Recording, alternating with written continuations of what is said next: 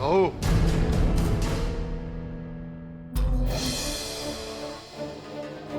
तुमने यहाँ आने की हिम्मत कैसे की?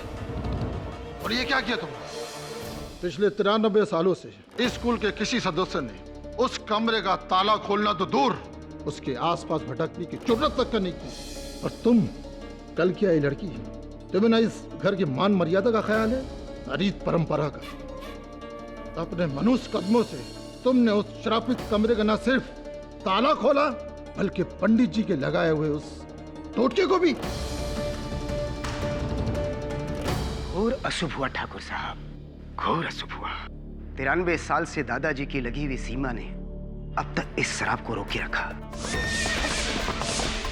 पर आज आपकी बहू रानी ने इस मर्यादा को तोड़ दिया।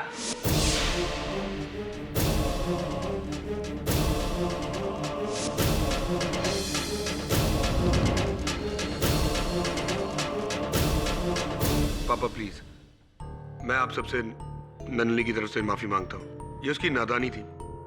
इस इमरती के कहने पे आके उसने ये हरकत की। पापा हुकुम, हमें क्या पता था हमारी बातों का बहू रानी पे इतना असर होगा।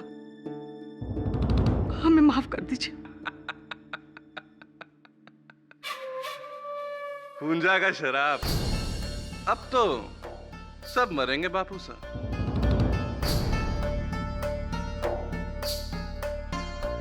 एक एक करके मरेंगे सब, आप तो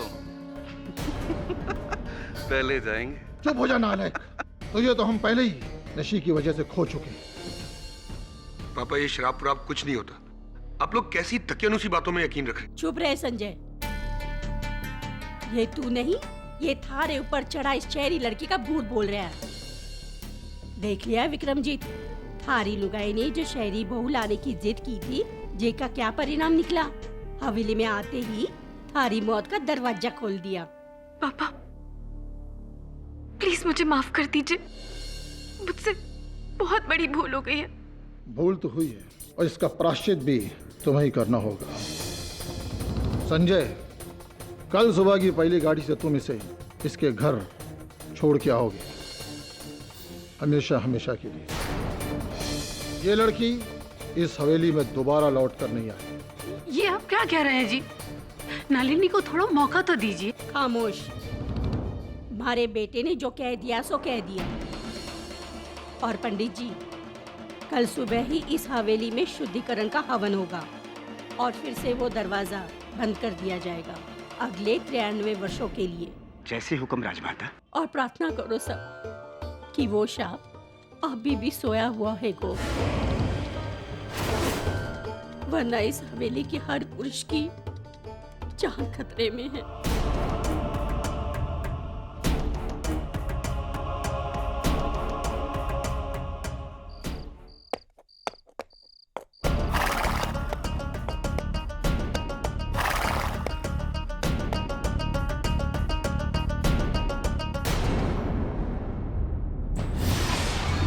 श्राप देता हूँ तुझे, आज के बाद तेरे घर में पैदा मेरे हाथों मरेगा।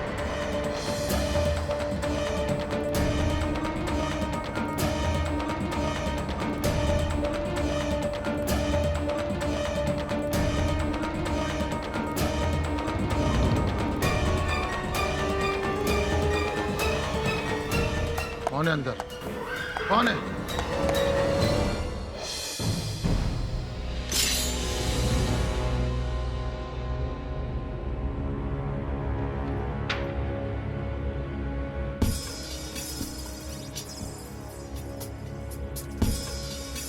कौन है?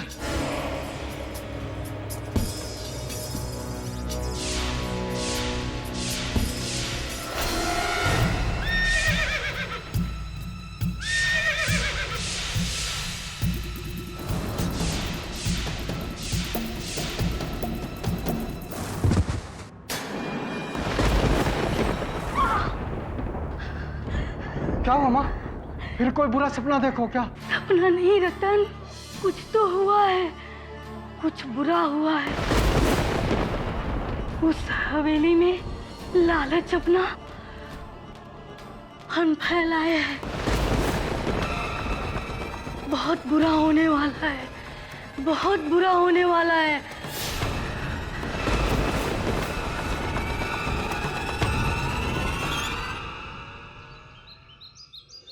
इंस्पेक्टर प्लीज मेरी बात सुनिए, मैंने कुछ नहीं किया। चलो इन्हें। आप नलिनी को कहाँ लेके जा रहे हैं इंस्पेक्टर?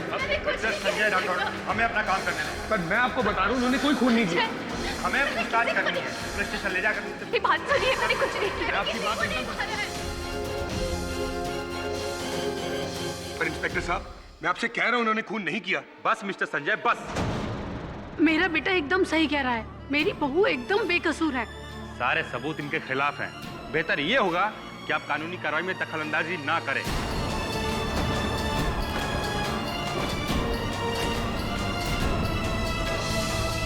ले चलो इनको। इंस्पेक्टर सुनिए, संजय, संजय,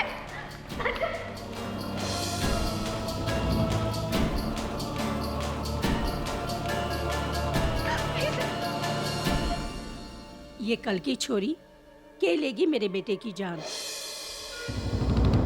मारे विक्रमजीत को तो गुंजा के शाप ने मारा है।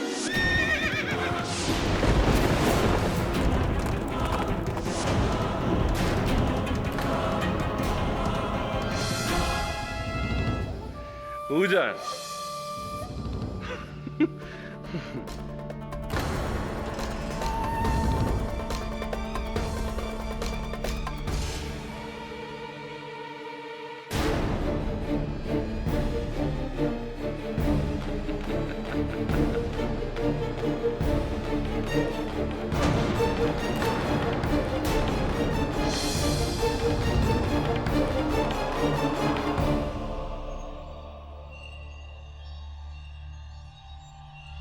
हुकुम। आपके भाई साहब विक्रमजीत सिंह की कल रात किसी ने हत्या कर दी। उसी कमरे में? जी, उसी तांत्रिक हुंजा के कमरे में।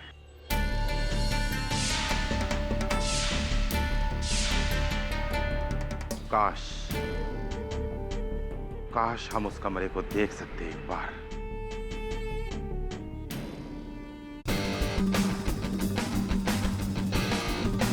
वरुण, ये संजय है, मेरे साथ अजमेर में मेयो कॉलेज में थे। तुम 2-3 वर्ष ही जूनियर थे मुझसे ना? Right. Hi, is everything okay? सब ठीक है? नहीं, सब ठीक नहीं है वरुण। इनकी पत्नी जी नलिनी जी को इन्हीं के पिताजी की हत्या के आरोप में पुलिस ने गिरफ्तार किया है।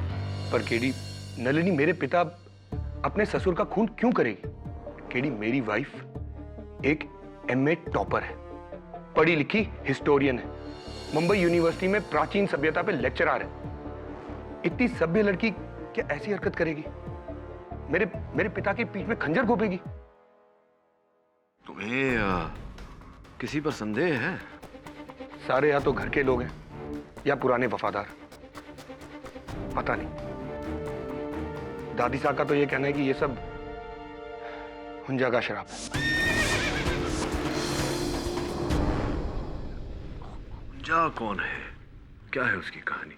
आज से तकरीबन 93 साल पहले 1919 के करीब, जब मेरे परदादा श्री मोहर सिंह जी और भवरी देवी इस हवेली में रहा करते थे, ये उस वक्त की कहानी।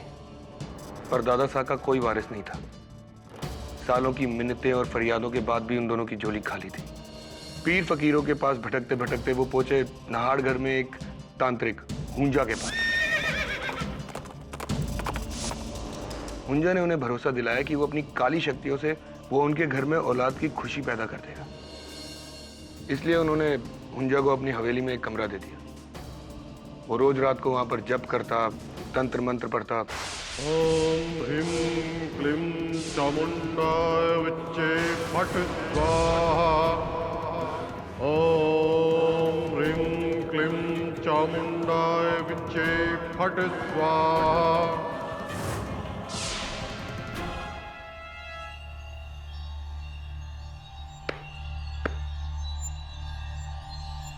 ठाकुर मोहर सिंह, मेरी तपस्या रंग लाई।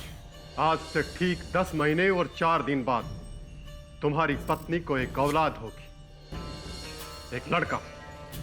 और उसके ठीक 2 साल 3 महीने और 8 दिन बाद फिर एक औलाद होगी, एक और लड़का।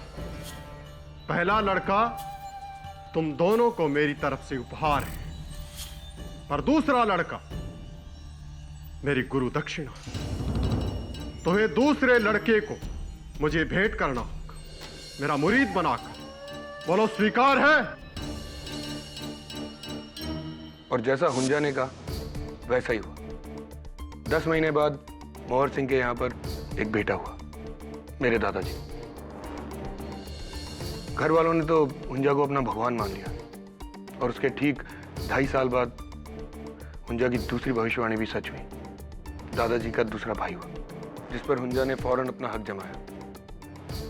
लेकिन ममता में कमजोर होकर दादी सा ने बच्चा देने से मना कर दिया। हुंजा महाराज, यदि आप चाहे तो हमारी आधी जायदाद मांग ले। धन दौलत, सोना चांदी, हीरे जवाहरात, जमीन जो चाहे मांग ले, किंतु हमारी औलाद मत मांगिए। तुम अपने वादे से मुकर रहे हो ठाकुर? मुझे अच्छी तरह याद है, मुझे अपना वादा याद है। किंतु जिस वक्त मैंने आपसे वादा किया था, उस वक्त न तो मैं पिता बना था और न ये माता। माँ बाप के लिए औलाद क्या होती है ये आज हम समझ पाए हैं। इसलिए हमारी आपसे विनती है कि हमारे बच्चों को बख्श दीजिए। घोर अपमान किया है तूने हमारा, घोर अपमान किया है। ये मेरा श्राप कि इस घर में पैदा होने वाला मर्द मर जाएगा, मर जाएगा। और हुंजा ने अपना मन बना लिया था। वो अपनी गुरु दक्षिणा लिए बगैर वहां से नहीं जाने वाला था। उस रात उसने उस बच्चे को वहां से उठा लिया। महाराज, महाराज जागिए, हमारा मुन्ना पालने में नहीं है। क्या कहा? हाँ महाराज, हमारा मुन्ना पालने में नहीं है। मुल्तान सिंह, जल्दी घोड़े निकालो। हुंजा, अब मैं तुझे नहीं छोड़ूंगा, नहीं छोड़ूंगा तुझे। मोहर सिंह जी हुंजा के पीछे निकल गए उसको पकड़ने। माता के मंदिर के टीले के पास उन्होंने और उनके आदमियों ने हुंजा को रोक लिया। उस बच्चे को छीना और फिर उनमें लड़ाई हुई और उस लड़ाई में हुंजा मारा गया। लेकिन मरने से पहले हुंजा ने मोहर सिंह को एक श्राप दिया। ठाकुर मोहर सिंह, मैंने तुझे संतान दी और तूने बदले में मेरी ही जान, तूने मेरी दया देखी, अभी मेरा कहर देख। श्राप देता हूं तुझे, आज के बाद तेरे घर में पैदा होने वाला हर मर्द, हर लड़का मरेगा, मेरे हाथों मरेगा। और इस बात का साक्षी मेरा ही घोड़ा है शमशेर। जितनी शक्तियां मुझ में हैं, मैं अपनी सारी शक्तियां अपने इस घोड़े को देता हूं। जा शमशेर जा। उसके अगले दिन मोहर सिंह जी ने हुंजा की लाश को उसी टीले के ऊपर दफन कर दिया और उसकी समाधि बना दी।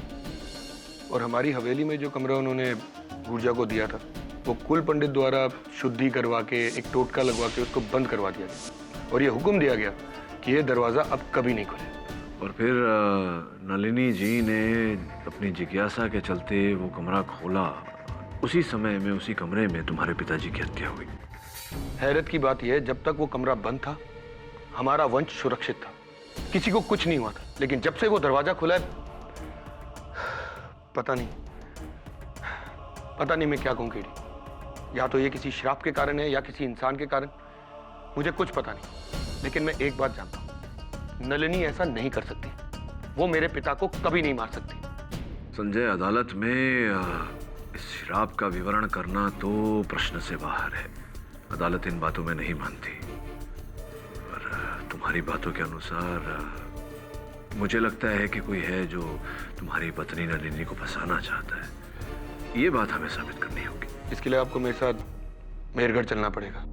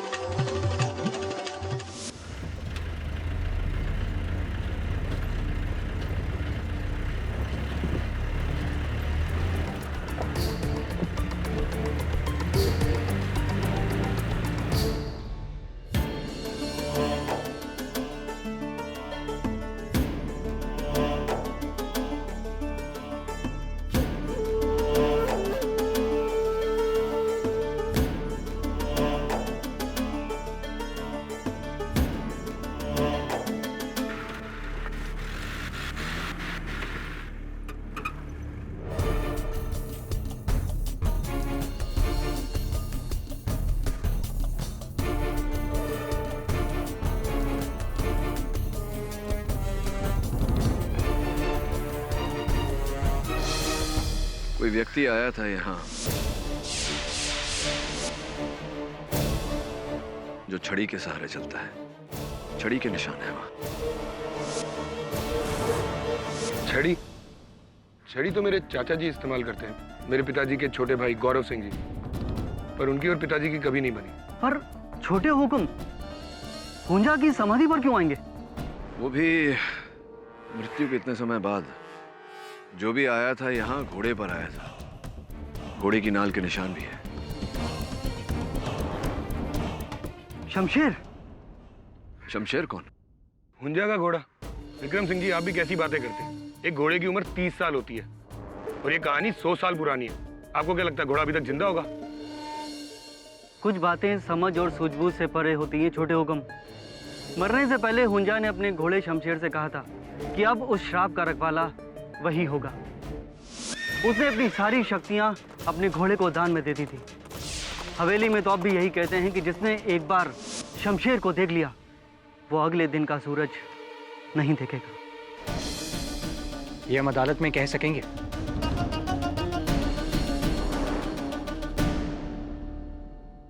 ढूंढो उसे किसी भी कीमत पर। जी हुकुम।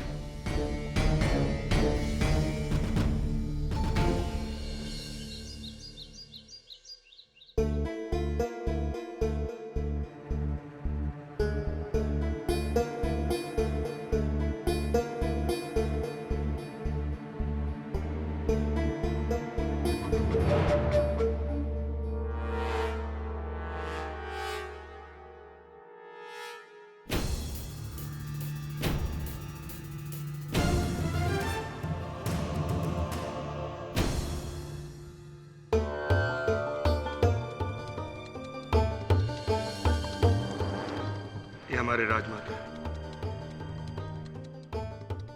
ये हमारी माँ साहब।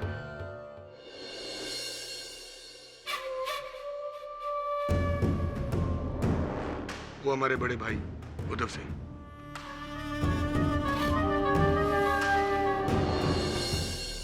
यही वो जगह है सर जहां पर पिताजी की लाश मिली अगले दिन। इस कमरे की किसी वस्तु को किसी ने छुआ या हिलाया तो नहीं? नहीं तो बस आखिरी बार मालिनी यहाँ आई थी, उसके बाद पिताजी। हम में से कोई भी यहाँ पर नहीं। क्या ये तांत्रिक हुंजा और उसके घोड़े का चित्र है? जी हाँ। लगता है इस चित्र को किसी ने हिलाया है, क्योंकि इसे लटकाने से पीछे दीवार पर जो आकार पड़ी है वहां से ये तिरछा है। पर हुंजा की तस्वीर कोई क्यों हिलाएगा?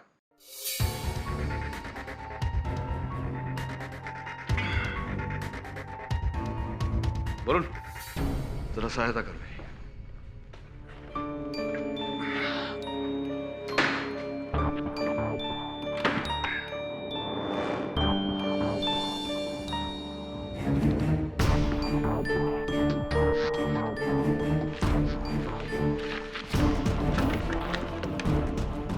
ये तो कोई कानूनी कागजात है।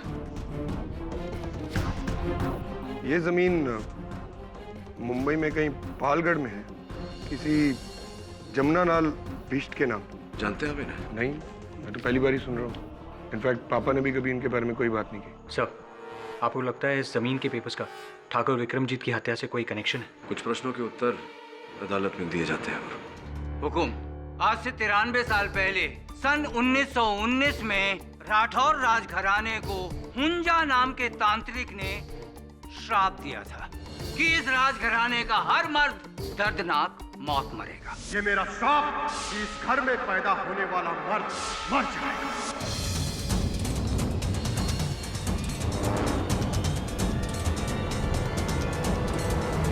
फिर अचानक आज से 7 दिन पहले ठाकुर विक्रमजीत सिंह की लाश उनकी अपनी हवेली में हुंजा की कोठरी में ही मिलती और उनकी पीठ पर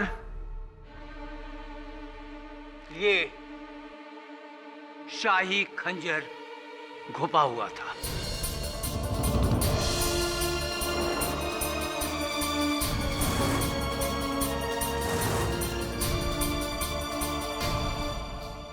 मेहरगढ़ के लोगों का यह भी मानना है कि हुंजा की आत्मा ने लौटकर ठाकुर विक्रमजीत सिंह से बदला लिया और अपना श्राप सच साबित किया। पर 100 बात की एक बात, आज के युग में मैं और आप इस कहानी पर कैसे विश्वास कर सकते हैं, जबकि ये कहानी कुछ और ही बयान कर रही है। हुकुम, इस खंजर पर किसी तांत्रिक हुंजा के निशान नहीं, इस लड़की की उंगलियों के निशान।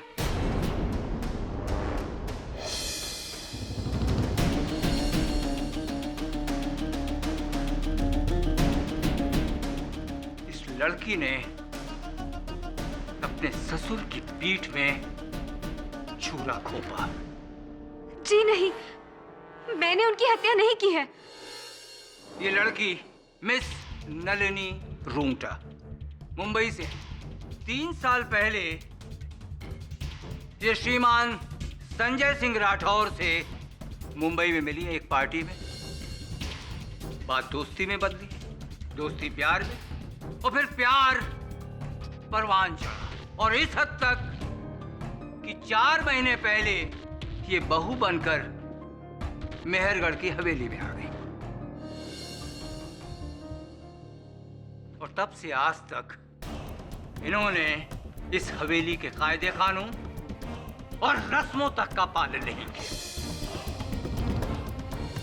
जबकि ये उल्टे। जज साहब, प्लीज मैं कुछ कहना चाहती हूँ। सर, मैं एक हिस्टोरियन हूँ और बचपन से ही मुझे प्राचीन काल और इतिहास का बहुत शौक रहा है। और जब शादी करके मैं इस हवेली में आई तो हमारी नौकरानी इमरती से मुझे उस बंद कमरे के रहस्य के बारे में पता चला।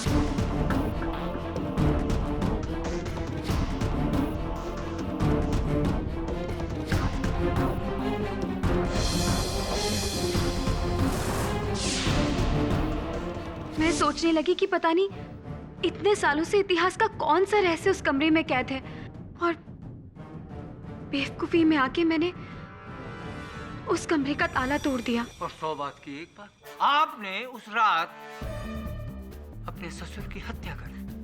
जी नहीं, उस रात तो मैं अपने हस्बैंड संजय के साथ अपने बेडरूम में सोई थी। तो फिर इस खंजर पर आपकी उंगलियों के निशान कैसे? इस खंजर पर इनकी उंगलियों के निशान इस कारण है क्योंकि सर्वप्रथम बार जब ये उस कक्ष में गई थी, इन्होंने मेज पर से ये खंजर उठाई। स्पष्ट है कि इसी बात का लाभ उठाकर किसी ने इन्हें फंसाया है।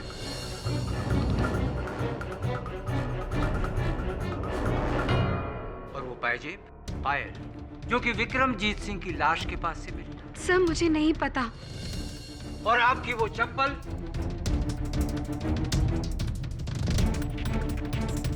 ये चप्पल जिसपे विक्रमजीत सिंह के खून के निशान थे। मुझे नहीं पता ये सब कैसे। तो आपके पास एक ही जवाब बचा है कि मैं नींद में थी, उठी, मैंने खंजर उठाया और विक्रमजीत सिंह का खून कर दिया।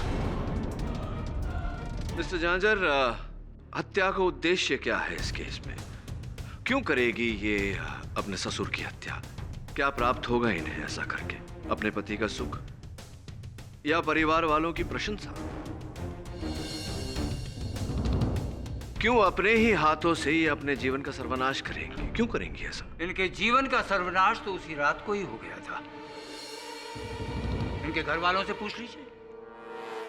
ठाकुर उदय सिंह राठौर। जी,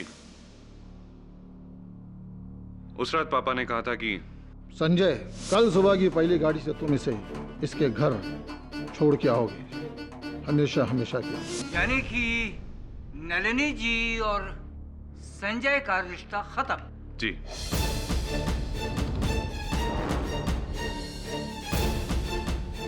आपको नहीं लगता कि इस घटना के बाद नलिनी जी के मन में आपके पिता के प्रति घृणा, नफरत बढ़ गई हो?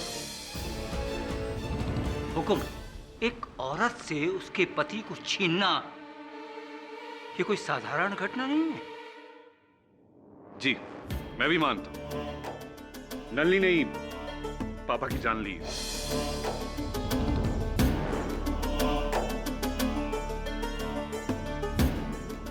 केवल यही वजह नहीं थी, असल वजह कुछ और ही थी। असल वजह थी मिस नलिनी, आपने ये विवाह प्रेम की भावना से नहीं बल्कि प्रतिशोध लेने की भावना से किया था।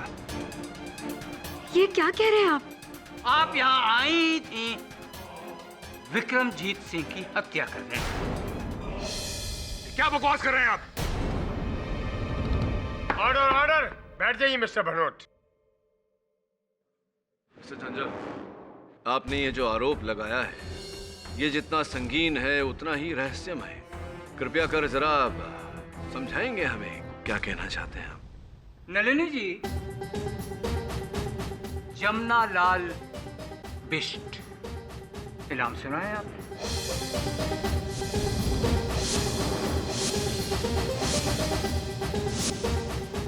क्या हुआ पाठक जी, ये नाम आपने पहले सुना है?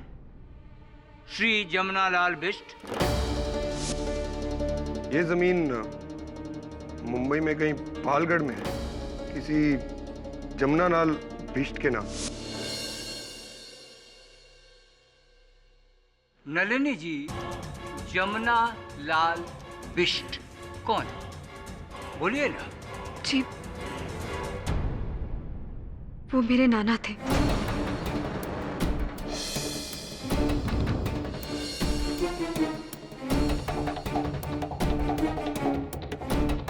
आज से 30 साल पहले मुंबई के बाहर उनकी करीब 400 एकड़ जमीन थी, पालघर के पास। जी, हमारी पुश्तैनी जमीन, खेत, हवेली। आजकल उसका मालिक कौन है? मुझे नहीं पता। आप जानती? देखिए, आज से 30 साल पहले एक व्यापारी ने मेरे नाना जी को धोखा देकर वो सारी पुश्तैनी जमीन उनसे हथिया ली थी। और इसी वजह से आपके नाना को सदमा पहुंचा और दिल के दौरे की वजह से उनका निधन हो गया। और आपका पूरा के पूरा ननिहाल अमीरी की ऊंचाइयों से गिरकर गरीबी के दलदल में फंस गया। और आज भी वही है। 100 बात की एक बात, यानी कि एक आदमी की वजह से आपका पूरा के पूरा परिवार तबाह। क्या था उस व्यापारी का नाम?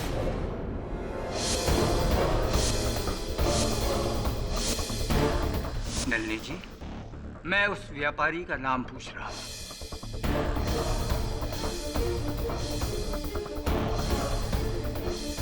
नलिनी जी, मैं आपसे बात कर रहा हूं। उस व्यापारी का नाम बताइए। जी, विक्रमजीत सिंह।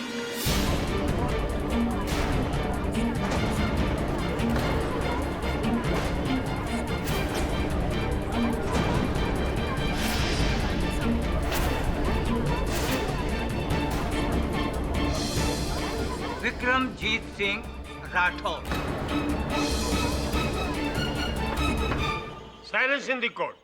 अब समझे पाठक जी, नलिनी जी ने इस घर में शादी क्यों की? अपने नाना को उसका हक दिलाने के लिए और ठाकुर विक्रम सिंह को उनके किए की सजा देने के लिए।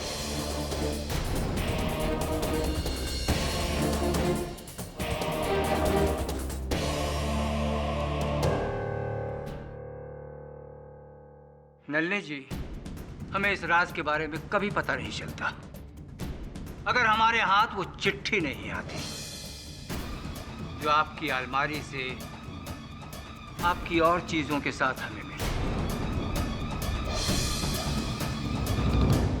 कैसी चिट्ठी? क्या लिखा है उस चिट्ठी में? हुकुम।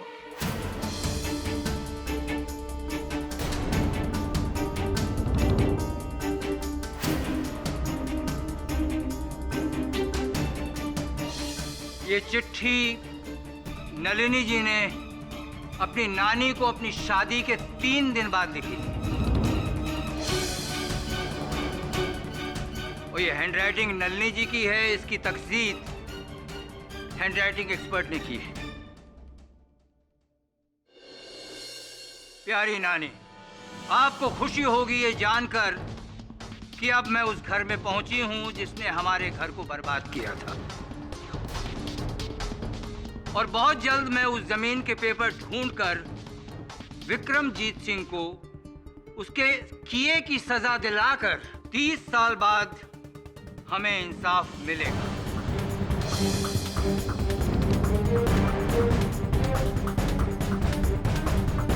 और ये है इसका इंसाफ, वो खंजर।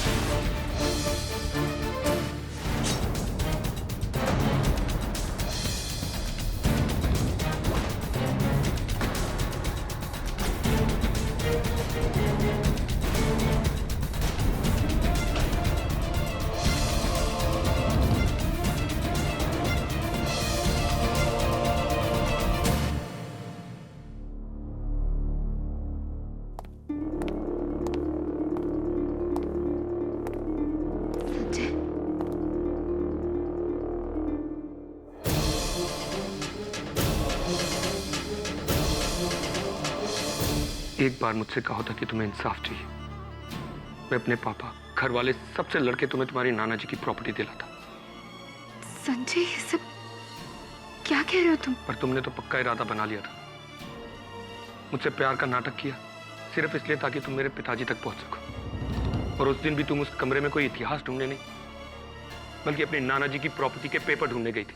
नहीं संजय, तुमसे मेरा प्यार कभी झूठ नहीं था। हाँ, मैं मानती हूँ कि तुमसे सगाई होने के बाद जब मुझे ये पता चला कि वो और कोई नहीं बल्कि तुम्हारे पापा थे जिन्होंने मेरे घर को बर्बाद किया था, तो मैंने सोचा था कि एक बार शादी करके इस हवेली में आ जाऊं तो उनसे बदला लूंगी। इसीलिए मैंने अपनी नानी को वो लेटर लिखा था, पर मैंने पोस्ट नहीं किया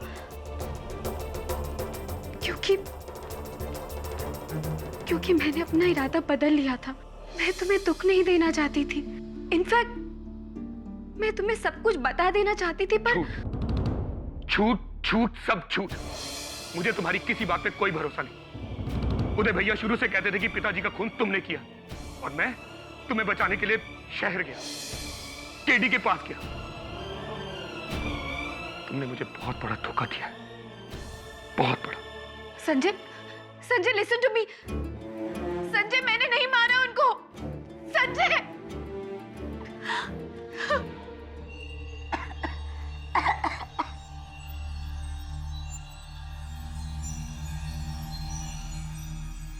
हवेली के बारे में क्या सोच रही है अम्मा? जो कुछ हुआ वो में थारे का कसूर?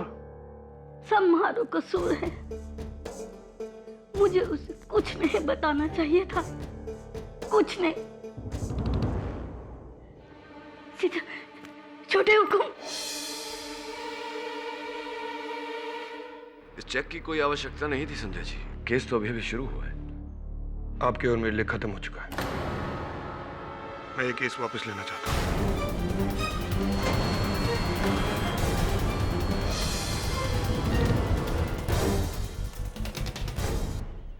लेकिन जिसकी दुहाई देके मैं आपके पास आया था, उसी पे मुझे खुद यकीन नहीं रहा, तो आप केस लड़के क्या करेंगे? आप यहाँ आए उसके लिए आपका बहुत बहुत शुक्रिया, पर अब आप यहाँ से जा सकते हैं। नलिनी को उसकी किए की सजा कानून देगा। देखिए संजय जी, नलिनी यहाँ से निर्दोष। जा सकते हैं मिस्टर पाठक।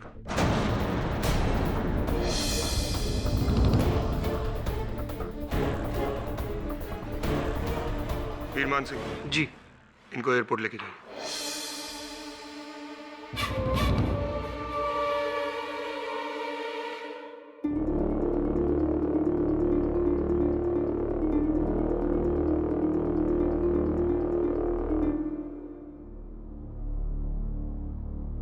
केडी साहब, पहली बार बिना केस सॉल्व किए हमें वापस लौटना पड़ रहा है। It's always the first time. अच्छा हुआ आप वापस जा रहे हो केडी साहब, वरना दोनों ही सूरतों में आपकी हार होती। ना ही आप नलिनी बहू को बचा सकते हो और ना ही तांत्रिक होजा को पकड़वा सकते हो।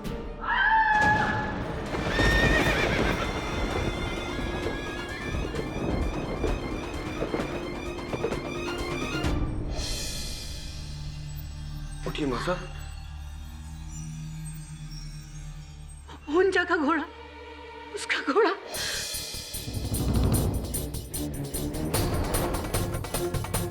शमशेर, मासा, ये क्या बात कर रही हैं आप? हवेली में घोड़ा? हाँ, हम अपने कमरे में जा रहे थे, हमने घोड़े के चलने की आवाज सुनी।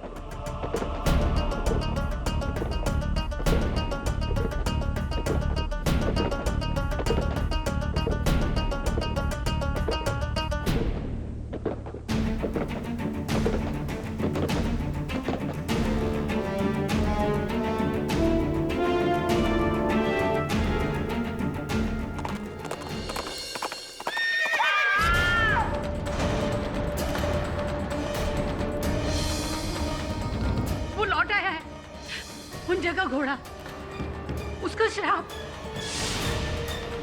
उसका घोड़ा, वो लौट आया है। कहाँ देखा था आपने उस घोड़े को? यहाँ। लेकिन अजय, यहाँ तो घोड़े के होने का कोई चिन्ह नहीं, कोई निशानी नहीं। अचानक हवेली में घोड़ा आएगा कैसे? आकर गायब कैसे हो गया? तुम यहाँ हमारे पोते के बुलावे पर आए थे, पर अब रुकोगे हमारे कहने पर।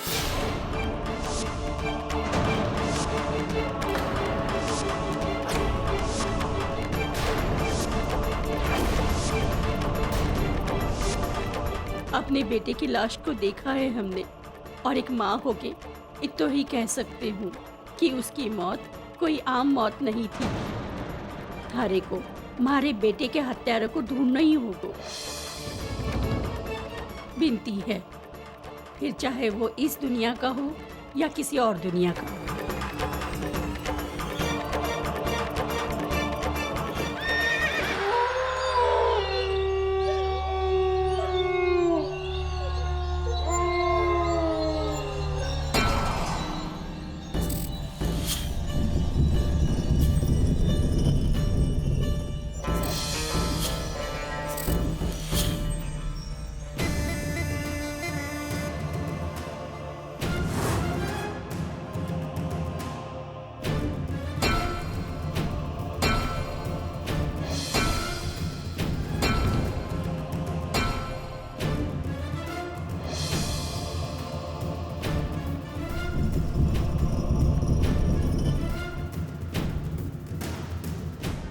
हुकुम, जे मिला है।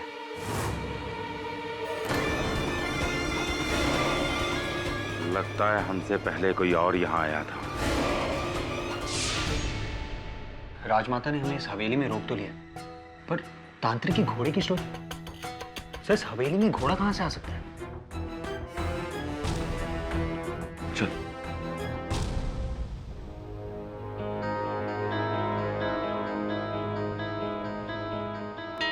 रुकिए, आप इस कक्ष में प्रवेश नहीं कर सकते। क्यों? आज अमावस है, काली शक्तियां अपनी चरम सीमा पर हैं। फिर तो हम अवश्य उनसे मिलना चाहेंगे। और फिर ठकुराइन ने इसी कक्ष में तांत्रिक हुंजा के घोड़े को देखा था। किसी न किसी को तो घोड़े की लगाम थामनी है। आत्मा की ना कोई नाल होती है, ना कोई लगाम। अभी भी समय है, वापस अपने शहर चले जाओ।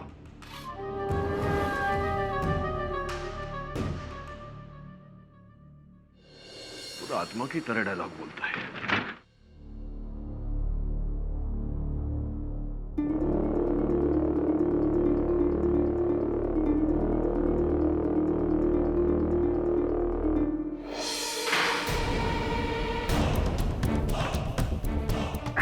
क्या हुआ? शायद बाहर से किसी ने हमें बंद कर दिया। शायद चाहते होंगे कि हम केस सुलझाकर ही बाहर निकले। यहाँ आ जा, हुंजा के घोड़े को ढूंढते हैं। कौन सा घोड़ा सर? ना पैरों के निशान है ना कुछ और सर इस तस्वीर को देखिए। हुंजा क्या लुक दे रहे, लगता है जैसे तस्वीर से बाहर निकलकर हम दोनों को भस्म कर देगा। तो देख मत ना उसकी तरफ। इस कमरे की खिड़कियां अंदर से पूरी तरह बंद है, यानी कि अगर ये दरवाजा बंद हो तो इस कमरे में आने का और कोई तरीका नहीं।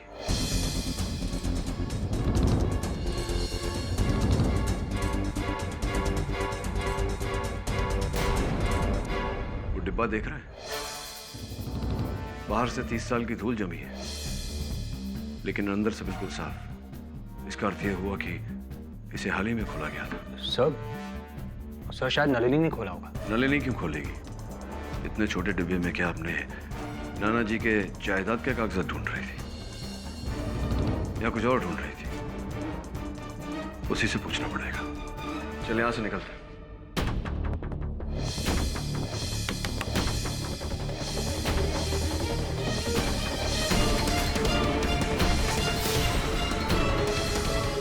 ये दरवाजा किसी ने दरवाजा बंद कर दिया था बाहर से, इसके जरिए। वो तो हम यहाँ से गुजर रहे थे तो। आपने वास्तव में इस कक्ष में वो घोड़ा देखा था? वो बहू रानी, वैसे आपने यहाँ रुककर बहुत अच्छा किया। इस हवेली में कुछ ऐसा हो रहा है जो नहीं होना चाहिए। क्या आपको लगता है मैं उस कमरे में नाना जी की जमीन के पेपर्स लेने गई थी? सर, मुझे तो ये तक नहीं पता है कि वो पेपर्स उस कमरे में थे। हाँ, उसी कमरे में थी, तांत्रिक हुंजा के तस्वीर के पीछे। और वो तस्वीर हिलाई भी गई थी। पर मैंने उस तस्वीर को हाथ तक नहीं लगाया। जानता हूं, आप चाहती तो भी उसे हिला नहीं पाती। उस तस्वीर के पीछे से कागजात निकालने के लिए मुझे वरुण की सहायता लेनी पड़ी थी। उस कमरे में एक जेवरों का डिब्बा था, उसे छुआ था आपने? नहीं तो। कौन है जो वहां कुछ ढूंढ रहा था?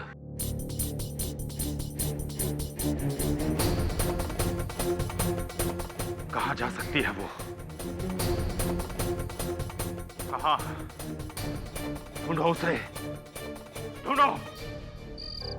सुनिए पंडित जी, हम नहीं चाहते कि अब ये मनुष्य कमरा अब और खुला रहे।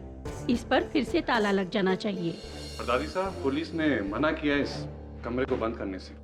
तो फिर उस हुंजा तांत्रिक की अंदर रखी हुई सारी सामग्री को जला के भस्म कर दो। हम नहीं चाहते कि उसका साया भी पड़े हमारी हवेली पर। जी राजमाता, हम आज ही हुंजा की सारी सामग्री इस कक्ष से बाहर फेंक देते हैं। चलिए।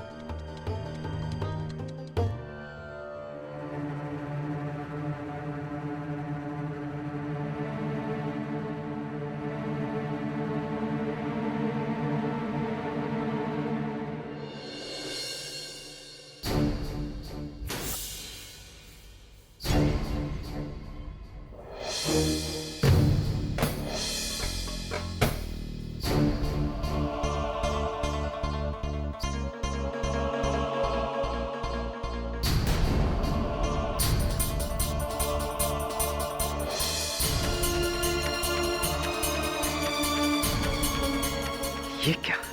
हमें तो पता ही नहीं था। राजमाता को बताना होगा।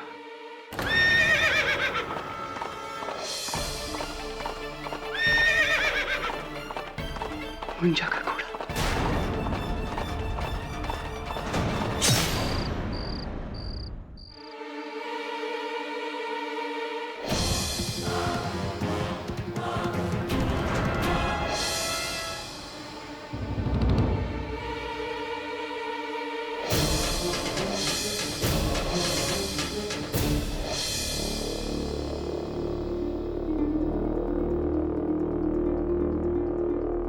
Okay mister Verma.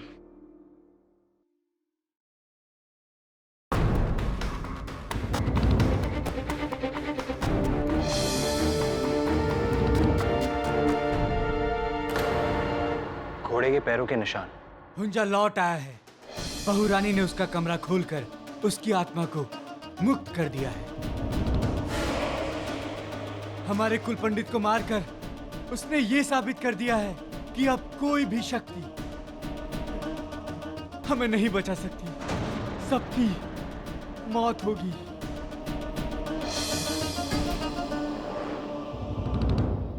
ये मट्टी मैंने कहीं देखी है। ऐसी मिट्टी तो पंडित जी की लाश के पास मिली थी। और ये समाधि का जो पत्थर है, ये हिला हुआ है। कोई इस समाधि को क्यों खोलना चाहेगा? कोई नहीं, स्वयं हुंजा। ये आप क्या कह रहे वीरमान जी? एक मरा हुआ इंसान अपनी समाधि से कैसे बाहर निकल सकता है? It's not possible. वहां देखिए, वो निशान। किसी ने इस समाधि के पत्थर को लोहे के सलिए से खोलने की कोशिश की है।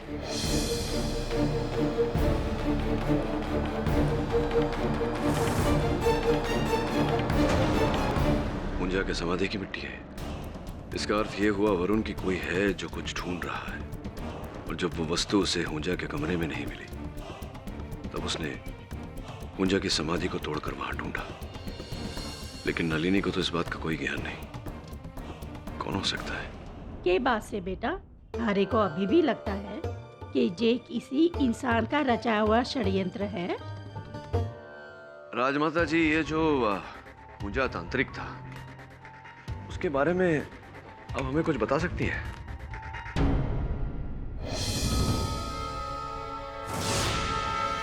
बस यही कि वो हुंजा नाहरगढ़ इलाके से हमारे यहाँ आए थे।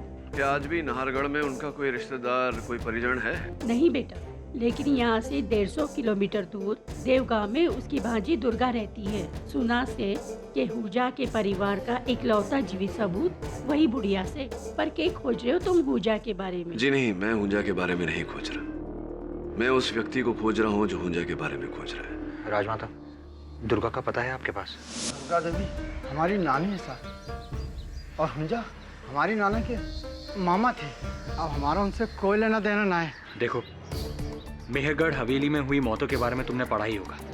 लोगों का कहना है कि हुंजा फिर से जिंदा होकर वापस आ गया। मरा हुआ इंसान फिर से जिंदा हो गया साहब। हमें इससे कुछ नहीं लेना देना, हमें माफ करो साहब। राजमाता का कहना है कि सिर्फ तुम्हारी नानी हुंजा के बारे में जानती है, उसके रहस्यों के बारे में जानती है। कोई है जो हुंजा के कमरे में कुछ ढूंढ रहा है, उसकी समाधि तोड़कर उसकी लाश निकालने की कोशिश में। लाश? हुंजा के पास कुछ अमूल्यवान कीमती चीज थी जो कोई आज उसे ढूंढ रहा है। उस छोरे को हमारे पास ले आ बेटा। आइए साहब।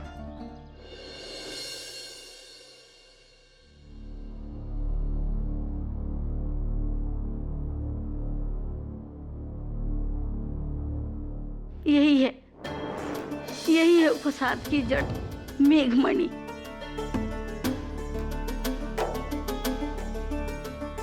मेघमणि ये वो जादुई पत्थर है जो बादलों में बनता है, आसमां में, जो केवल देवी देवताओं के पास होता है। पूजा मामा ने अपने तंत्र और सिद्धि से इसे प्राप्त किया था। कुछ खास शक्ति थी इस पत्थर में? शक्ति? पूजा मामा की सारी काली शक्तियों का एकमात्र केंद्र यही पत्थर था बेटा। जिसके पास ये पत्थर होता है वो सब कुछ कर सकता है। दुनिया की सारी शक्ति उसके पैरों में समा जाएगी। रंग को राजा बना देता है ये पत्थर। अम्मा, मुझसे पहले कोई और आया था यहाँ आपसे मेघमणि के बारे में पूछने के लिए? हवेली में से सेवक जरीबा। हाँ साहब, हम गए थे उस बुढ़िया दुर्गा से मिलने, मेघमणि का पता करने के लिए। लेकिन हुकुम इसमें हमारा क्या कसूर है? हम तो सेवक हैं। हमें कहा गया था मेघमणि का पता करो, तो हम चले गए पता करने। किसने भेजा था आपको? जी, वीरमन सिंह जी। योर ऑनर, मैं वीरमन सिंह जी को कटघरे में बुलाना चाहूँ। एक मिनट, ये कोई मेघमणि के खोज की कहानी नहीं है। ये विक्रमजीत के कत्ल का केस है, कत्ल का। बिल्कुल ठीक कह रहे हैं प्रोसिक्यूटर साहब, योर ऑनर। ये विक्रमजीत सिंह जी की हत्या का केस है और मुझे पूरा विश्वास है कि विक्रमजीत सिंह जी की हत्या इसी मणि को पाने के लिए की गई है। कोई इस बहुत ही अमूल्य पत्थर के द्वारा शक्तिशाली बनना चाहता था, योर ऑनर। और यही कारण था कि जब हवेली के पंडित ओमकार नाथ जी को इस बारे में पता चला तो उनकी भी हत्या कर दी गई ताकि ये बात न फैले। ये सब एक पत्थर के लिए, एक मामूली पत्थर के लिए? वाह, वेरी गुड। और इसे आप साबित कैसे करेंगे? करूंगा मिस्टर झांझर, अगर आप करने देंगे तो। Excuse me your honour, ADC Veerman Singh जी।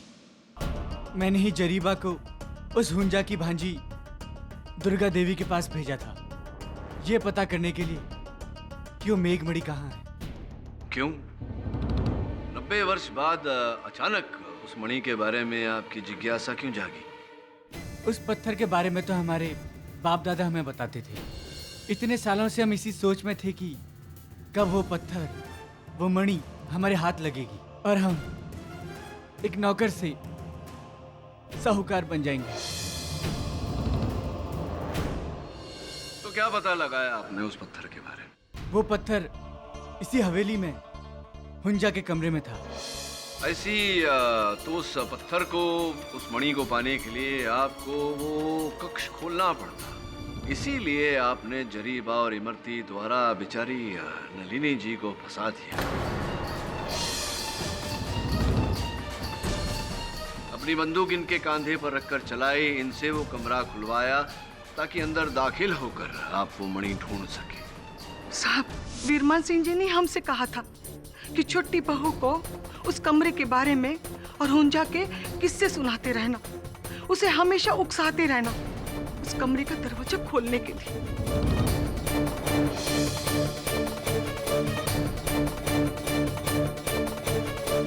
हमने वही किया जो हमसे कहा था। बोलिए वीरमन सिंह जी, अब तो जरीबा और इमरती ने भी कहा है कि आप ही ने उन दोनों को काम पर लगाया था। जी, बहुरानी के जरिए हम वो कमरा खुलवाकर मेघमणि तक पहुंचना चाहते थे। जी जी जी, और नलिनी जी ने वो कक्ष खोला, आप अंदर दाखिल हुए उस मणि को ढूंढने, किंतु दुर्भाग्यवश ठाकुर विक्रमजीत सिंह जी आ गए और उसके बाद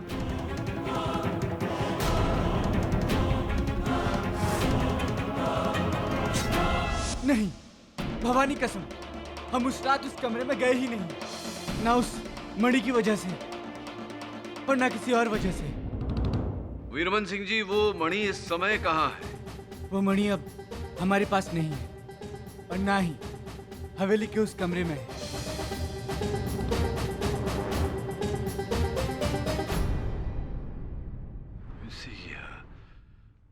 वीरमन सिंह जी, क्या यह संभव है कि वो मणि तांत्रिक हुंजा के गले में पड़ी हुई हो और उनके साथ उस मणि को भी गाड़ दिया गया हो उनकी समाधि में? मैं इसलिए पूछ रहा हूँ क्योंकि समाधि के साथ भी छेड़खानी की गई थी, वहाँ भी खोज की गई थी उस मणि की। यदि ऐसा है तो ये सवाल आप हमसे नहीं, छोटे हुकुम गौरव सिंह जी से कीजिए, क्योंकि हमारी तरह उन्हें भी मेघमणि की तलाश रहती थी और समाधि के टीले में कई बार देखा है हमने उन्हें। हाँ, हम मानते हैं कि हम भी कई बरसों से हुंजा की उस मेघमणि की तलाश में हैं। लेकिन इसमें अपराध क्या है? कोई अपराध नहीं। अरे 100 बात की एक बात, अरे उस रात तो आप हवेली में थे ही नहीं, और जब आप वहां नहीं थे तो आप विक्रमजीत सिंह को कैसे मार सकते हैं? हाँ, कैसे मार सकते हैं? किंतु ये बात तो सच है कि आप तांत्रिक हुंजा की समाधि पर अक्सर जाते थे और आप ही ने उनकी समाधि को खुलवाया। जी हाँ, हमने उस समाधि को खुलवाया उस मणि की तलाश में, लेकिन हमें लगता है कि हमसे पहले ही उस मणि को वहां से किसी और ने चुरा लिया और इसीलिए हमें उस तावीज का केवल आधा हिस्सा मिला, वो भी बिना पत्थर के। तो क्या लगता है आपको गौरव सिंह जी, किसने चुराया होगा वो पत्थर, वो मणि? पता नहीं, लेकिन वो जो भी है इस हवेली का ही एक सदस्य।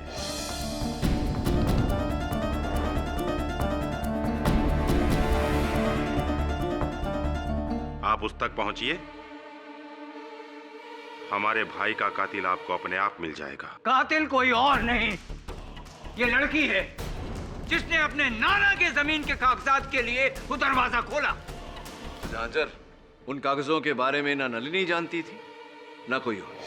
प्रश्न मेरा आपसे ये है कि वो कक्ष तो 90 वर्षों से बंद था, तो 30 साल पुराने जो कागज थे वो उस कक्ष के अंदर लगे हुए उस चित्र के पीछे कैसे आ गए? पाठक जी, हो सकता है कि 30 साल पहले विक्रमजीत सिंह ने उन कागजात को वहां रखा हो सकता है। अब भले ही उस दरवाजे पर ताला लगा हो, वो कक्ष पूरी तरह से चारों तरफ से बंद हो, विक्रमजीत सिंह जी तो उस हवेली के मालिक थे, चाहे जो कर सकते थे, किंतु ऐसा है नहीं। मिस्टर झांझर, अगर ऐसा होता तो इन कागजों पर 30 साल पुरानी मिट्टी लगी होती, कहीं ना कहीं दीमक लग गई होती, फटे पुराने होते ये कागज, किंतु ऐसा है नहीं। और ऑनर, ये तो बिल्कुल नए हैं जैसे 30 साल पहले थे, जिससे ये स्पष्ट होता है कि इन्हें सुरक्षित स्थान पर रखा गया था और उसी रात इन कागजों को उस तस्वीर के पीछे रखा गया ताकि बेचारी नलिनी जी को फंसाया जा सके। और ऐसा किसने किया होगा? ऐसा करेगा वही व्यक्ति जो उसी रात उस कक्ष में दाखिल हुआ था, 2 कारणों से। प्रथम, नलिनी जी को फंसाना, द्वितीय, उस नागमणि को खोजना। लेकिन मिस्टर पाठक, उस कमरे में नलिनी जी के अलावा किसी ने किसी और को नहीं देखा। विचित्र बात है, ठाकुराइन संदली जी का कहना है कि उन्होंने वहां तांत्रिक पूजा के घोड़े को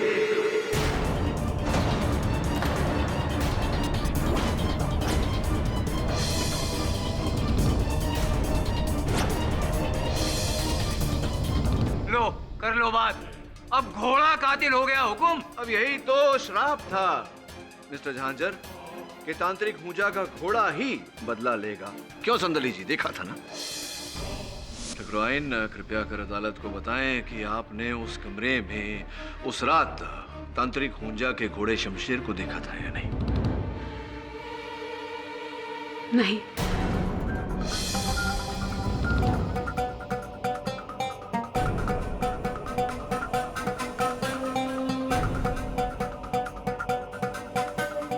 नहीं, अर्थात आपने तो बताया, झूठ क्यों बोला था आपने सबसे? तो क्या करती मैं? संजय ने आपको केस छोड़कर जाने के लिए कह दिया था और आप हवेली छोड़कर जा भी रहे थे, और ऐसा होता तो मेरी बहू नलिनी को कोई नहीं बचा पाता। आपको रोकने के लिए ही मैंने झूठ बोला। अर्थात मुझे रोकने के लिए हाँ, ताकि राजमाता को लगे ये वाकई जो घटनाएं हो रही हैं सब एक चमत्कारिक घटनाएं हैं, और उनका नलिनी के ऊपर से शक थोड़ा कम हो जाए। और ऐसा हुआ भी। मेरे झूठ बोलने से उन्होंने आपको हवेली में रोक लिया।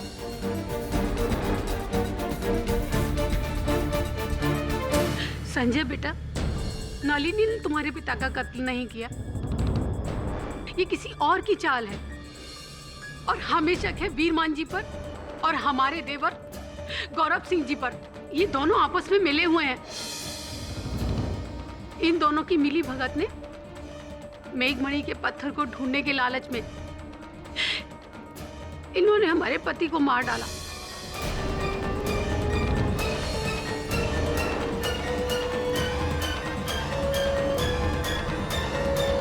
हम तो आपको अपने घर का वफादार समझते थे ना, और आपने हमारे ही घर में आग लगा दी। ये आपने अच्छा नहीं किया। ये क्या हो रहा है जज साहब? हुकुम, ये लोग कहानी को कहां से कहां पहुंचा दें? अरे बात तो ये थी कि नलिनी जी हत्यारिन है, कातिल है, और अब तो कहानी में मेघमणि, घोड़ा, पत्थर, देवर, एडीसी। मिस्टर पाठक, ये जो आपकी पत्थर वाली थ्योरी है ना, ये आप तभी साबित कर सकते हैं जब आप उस व्यक्ति को यहाँ लाएं जिसके पास वो पत्थर है, और वो यहाँ अदालत में खड़ा होकर कह सके कि मेरे पास वो पत्थर है और मैंने इस पत्थर के लिए विक्रमजीत सिंह की हत्या की। क्या ऐसा कर सकते हैं आप? इतने सालों से हम सोच रहे थे कि इस घर में शैतान उस कमरे में कैद है, लेकिन नहीं, शैतान तो तुम लोगों के दिलों में मौजूद था। हमेशा से ही लालच, ईर्ष्या का वो दाना जिसने हमारी बेटी की जान ले ली। अभी भी समय है, कोर्ट कचहरी में तो बात सालों तक खींचती चली जाएगी। हमारे सामने अपने गुनाह को कबूल कर लो। बोलो, किसने जान ली है विक्रमजीत की? राजमाता, हो सकता है घर वालों में से किसी का काम ना हो, किसी बाहर वाले का काम हो। नहीं संजय, ये काम घर के ही किसी भेदी का है।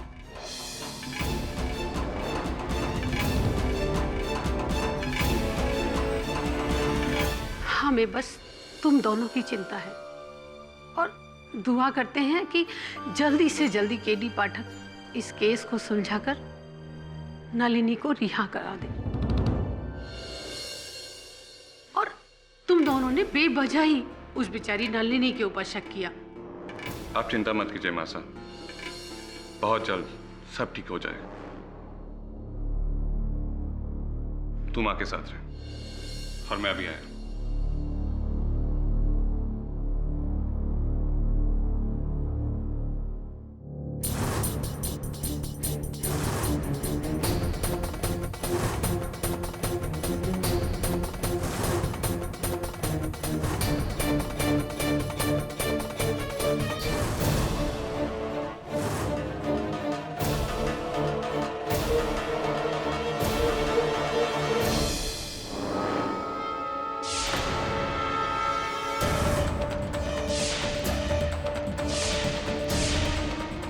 लालचंद जी, क्या कीमत लगाई आपने इस पत्थर की? हाँ, पर कीमत मैं इसकी पूरी ही लूंगा।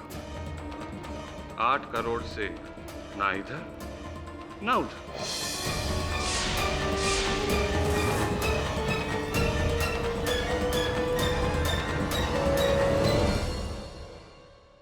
इस मेघमणि को लेकर सॉरी, जी बात भी है। ये गाड़ी को अभी खराब होना था साला। देखता हूं।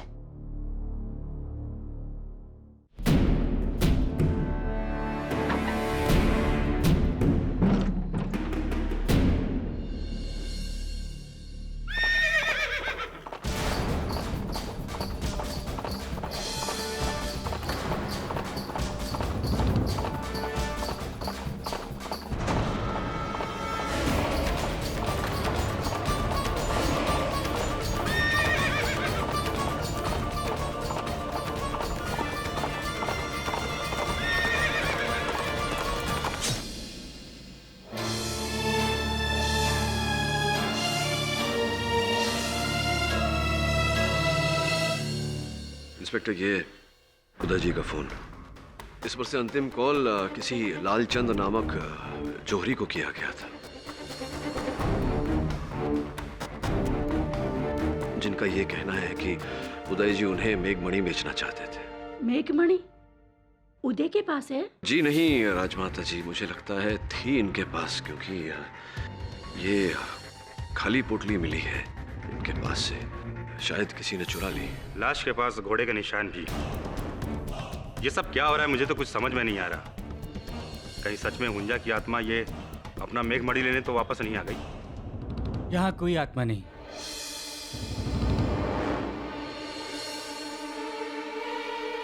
हमें क्षमा कर दें राजमाता, इन सभी मौतों के जिम्मेदार हम ही हैं।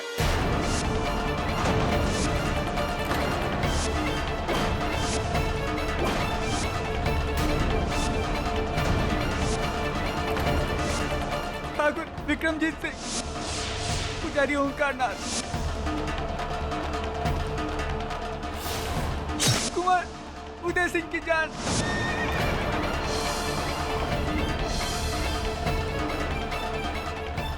उस मेघमणि ने ली। वो मेघमणि कहाँ है?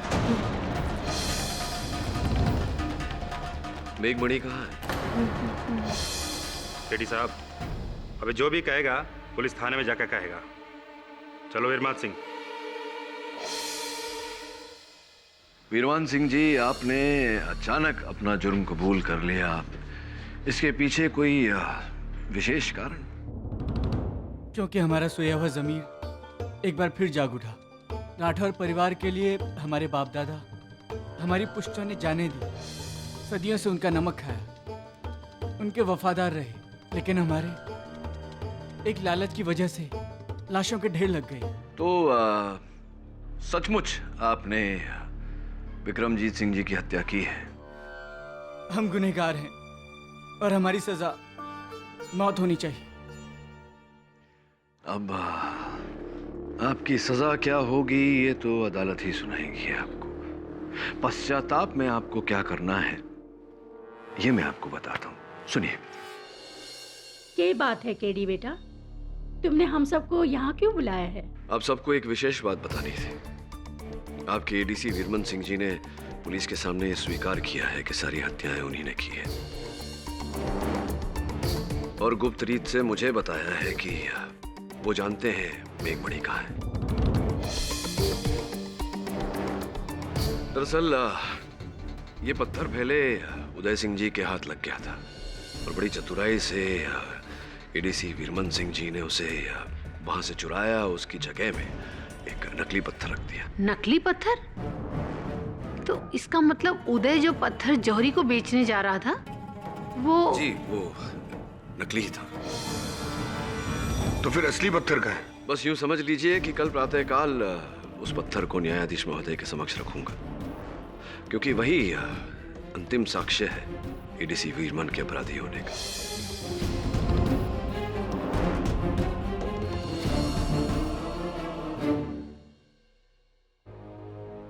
सर, आप कहाँ जा रहे हैं? चल तुझे असल मेघमणि दिखाता हूँ।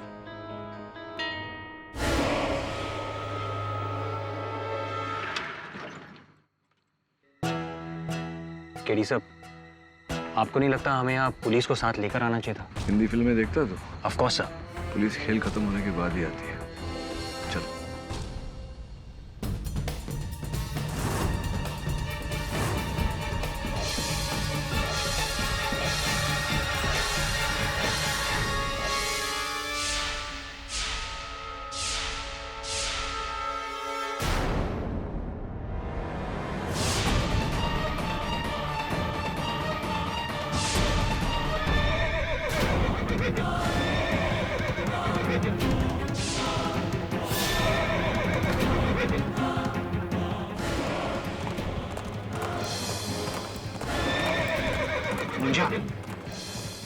ऊंजा नहीं, ये कोई दूंजा है जो इस पत्थर की चमक से खींचा चला रहा है।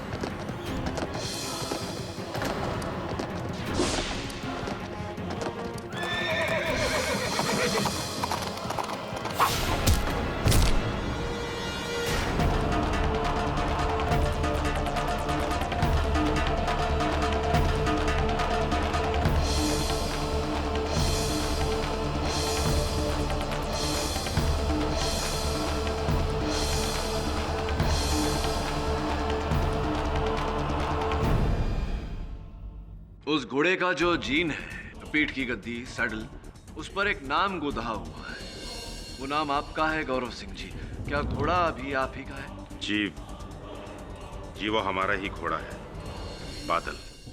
असी तो आप अपने घोड़े बादल को शमशेर बनाकर वहां लाते थे, उस कमरे में वहां दौड़ाते थे? जी नहीं, बादल तो हर रात दूसरे घोड़ों के साथ अस्तबल में रहता है, हमारे रक्षक नत्थू की निगरानी में।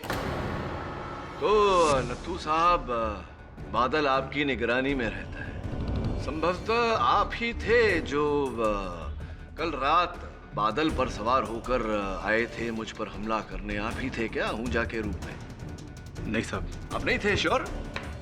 जी अब मेरे यकीन मानिए, हम नहीं थे। अच्छा, पर बादल तो आपकी निगरानी में रहता था, तो फिर उसे अस्तबल से कौन लेकर जाया करता था? वो हम नहीं थे, वो तो जरीबा था, विक्रमजीत सिंह का नौकर। वो हमारे सगे मामा का लड़का है। वो कहता था कि उसे घोड़ा चलाना सीखना है, बस कुछ पैसों के लिए मैं उन्हें घोड़ा देता था।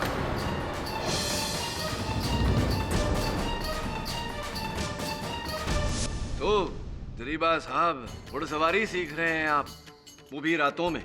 जी वो आपकी तलवार कहाँ चली गई? और वो काला चोगा, मिस्टर तांत्रिक हुंजा? माई बाप, ये क्या कह रहे हैं? हमें कुछ समझ नहीं आ रहा। कमाल कर रहे हो, मैं जो कह रहा हूँ समझ में ही नहीं आया। क्या बात है, क्या हुआ?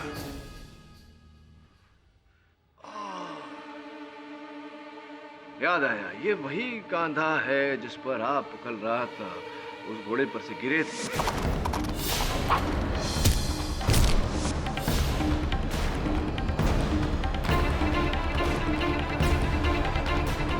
वही कांधा है ना? लाइए लाइए, दिखाइए।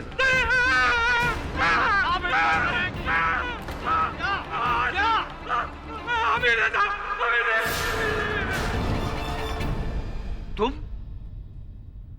पाठक साहब, एडीसी वीरमन ने वो जो बयान दिया, वो सारा जुर्म उसने जो कबूल किया, वो वो उनके मन में जो घटनाएं घट रही थी उसका पश्चाताप था। किंतु जब मैंने उनसे कहा कि उन्हें प्रायश्चित करना चाहिए, तो मेरी बात को वो समझे, मान गए वो मेरी बात। तो तांत्रिक हुंजा उर्फ जरीबा उर्फ काले चोगे में घुड़सवार भी स्पष्ट हो चुका है कि ठाकुर उदय सिंह राठौर की हत्या आप ही ने की। जी हाँ।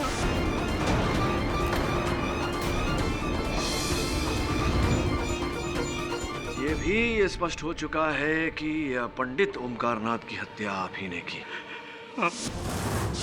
और विक्रमजीत सिंह की हत्या भी आप ही ने की।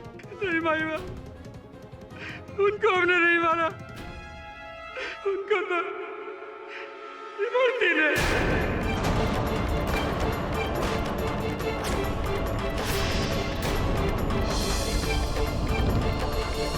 हाँ, इमरती जी ने उन्हें मारा, लेकिन ये षड्यंत्र का रचयिता केवल इमरती तो नहीं, आप दोनों की मिली भगत है, आप दोनों की मिली जुली रास लीला। माई बाप, जब वीरमन सिंह जी ने हमें मणि के बारे में बताया, तो हम दोनों के मन में लालच आ गया, लालच का पर्दा छा गया था हमारी आंखों पर। और उस रात जब छोटी बहू कमरा खोलने गई, तो इमरती से रहा न गया। वो बिना किसी को बताए चुपचाप कमरे में चली गई और मेघमणि ढूंढने लग गई।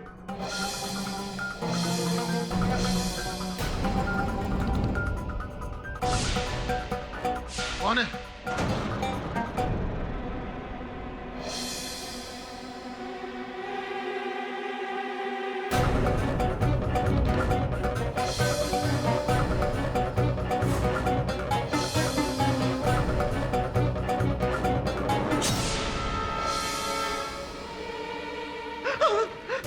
ये क्या कर दिया तूने? ये ठाकुर का क्या कर दिया? मरवा दिया तो मरती। क्या करती? ईमा में कोई ना बचा सकता। मैं डर गई थी, कहीं हुकुम ने मैंने देख लिया तो, इसलिए। अरे अब इसका क्या करें? अब क्या होगा?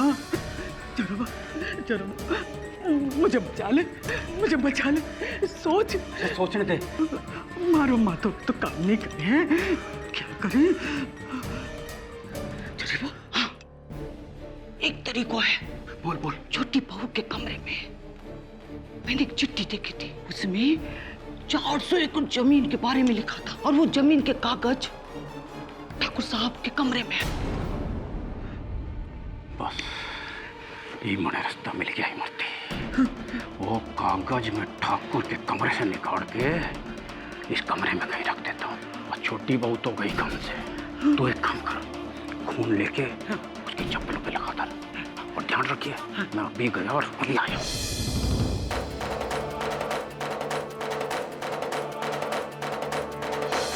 और इस तरह हमने नलनी बहू को झूठा फंसा दिया। किंतु जिस वस्तु को प्राप्त करने के लिए ये सब किया आपने, वो मेघमणि, वो कहाँ है? नहीं, लेकिन फिर मुझे एहसास हुआ कि मेघमणि उस तांत्रिक की कब्र में ही दफन होगी, उसकी लाश के साथ। और रात में मैं उसकी कब्र पर पहुंच गया और उसको खोदा तो वो मेघमणि मुझे वहां मिल गई। फिर वो मणि उदय सिंह जी के पास कैसे पहुंच गई? मेघमणि मिलते ही मैं सीधा हवेली गया। कहाँ जा? मिल गई, काम हो गया। मेघमणि मिला, जल्दी से दिखा।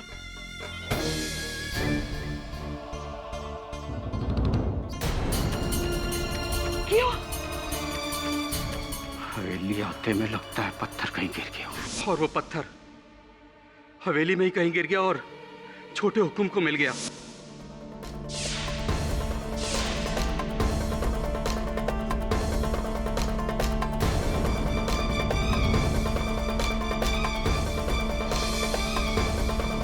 उस समय तक शायद उन्हें उसकी कीमत के बारे में पता नहीं था। समझ रहा हूँ, मैं समझ रहा हूँ। और जब कुल पंडित ओंकारनाथ उस मेघमणि का रहस्य बताने वाले थे, उससे पहले ही तुमने उन्हें मार दिया, तब जाकर के उदय सिंह जी को उस पत्थर का मूल्य पता चला होगा। जी साहब। और उस रात जब छोटे हुकुम उस मणि को बेचने जा रहे थे, हमने रास्ते में उनको मार डाला और वो पत्थर छीन लिया। पर वो तो नकली था। अरे नहीं नहीं जरीबा जी, वो तो असली पत्थर था। नकली पत्थर तो ये रहा मेरे पास, ये देखिए।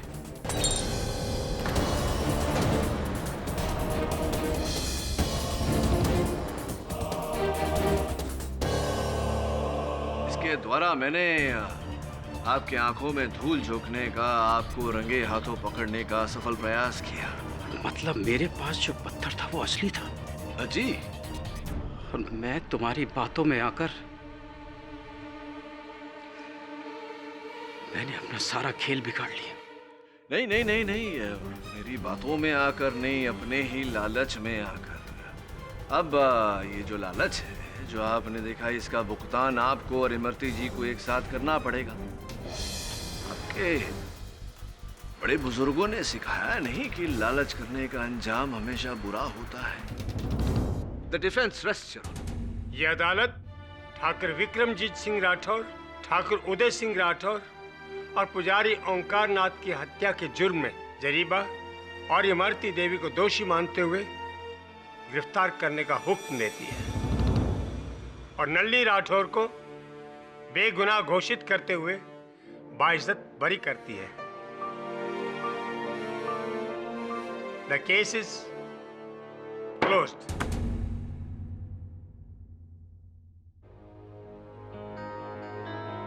पाठक साहब, 100 बात की एक बात। कभी कभी एक बात में से 100 बातें निकल आती हैं।